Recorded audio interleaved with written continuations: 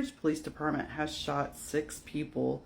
4 are no longer here. The last one they killed was just a girl. I don't know, 6 shootings in 3 months in Anchorage. The population's not even that big. Seems like a lot of willy-nilly shooting. I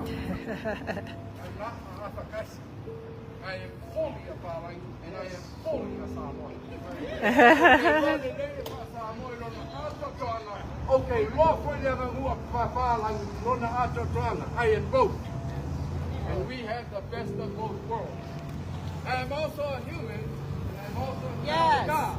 We have the best of both worlds. Yes. The spiritual world and the world we live in. We can be blessed in this world. Yes. If we serve the Lord. So I am here because 2 years ago when I came here to visit my kids that decided to move to Alaska, I came to visit 2 years ago, and I'm still here. Because 2 years ago I was invited to preach at a funeral of Eliana Lam, a 2-year-old baby girl who was taken by the OCS and placed in a foster home here. And she died of severe abuse. She was thrown against the wall, and her neck broke, and her skull fractured.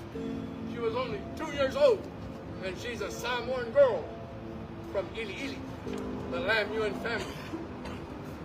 When I preached at that funeral and looked inside that little tiny casket, it reminded me of my 2 grandkids that passed away, and I couldn't help but cry. And the sermon I preached was, love never fails. If somebody loved this girl, she will not die.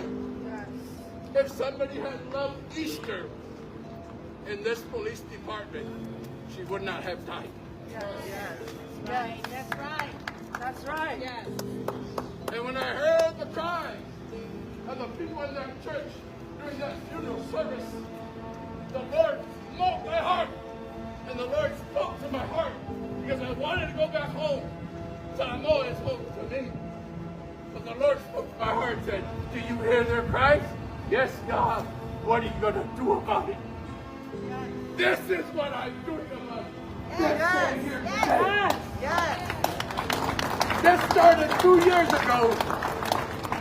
And it took the death of an innocent child, the second child of Samoan descent. Isn't it enough that I preached at a 2-year-old girl's funeral?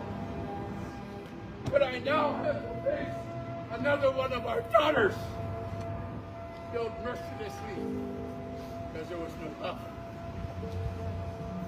Love never fails. We need to learn to love each other. And we need to learn to love our kids.